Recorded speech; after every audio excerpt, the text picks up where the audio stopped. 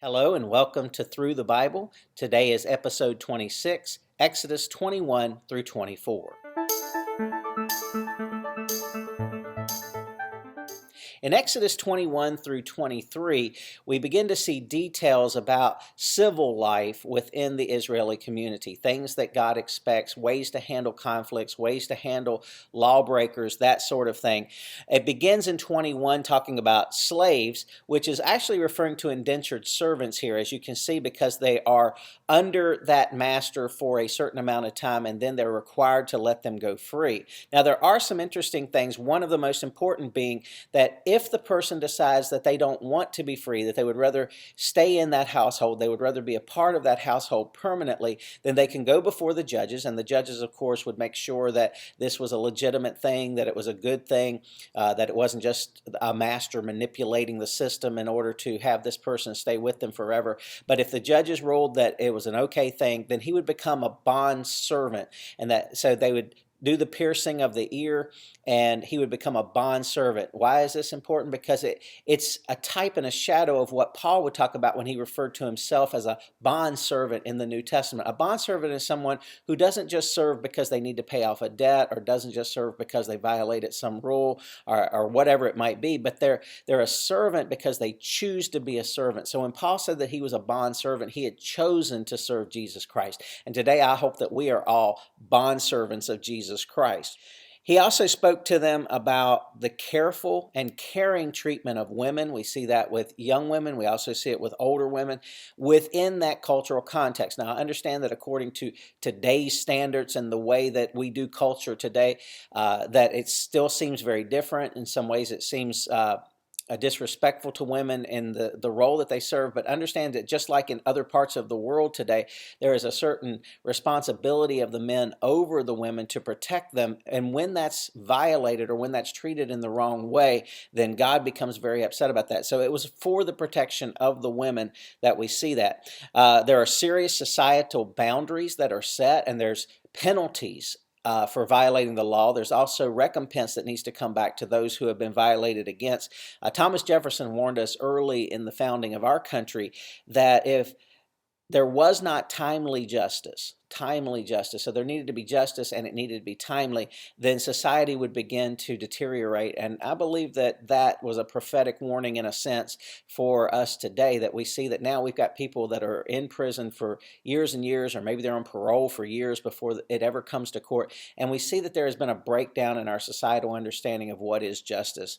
And I think that's very important. There's also a good understanding here of the unborn and what happens if you hit a woman who is pregnant and the baby dies. And so there's protections for the unborn all the way back in Exodus 21. All of these things are basis for the common law that has evolved into our legal system. So going back to English common law, don't have time to get into all that today, but if you ever want to do an interesting study, it is interesting to see how the Mosaic law, or God's law to Moses, becomes the basis for a lot of the laws we have today, and the civil laws, and even the civil trials and recompense for things that happen. In Exodus 22, we see the penalty for theft. We see the ability to protect yourself, the ability to protect your own property. We see deterrence and restitution for all kinds of things, including arson, the exploitation of aliens or the poor.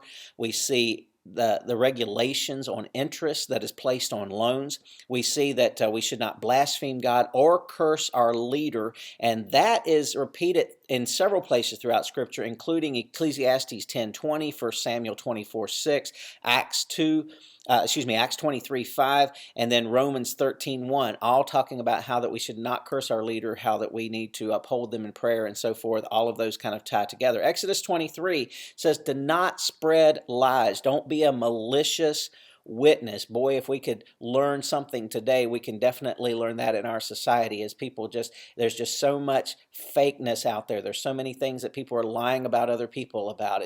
It's like, as long as we win, it doesn't matter what we do to get there. God says, yes, it does.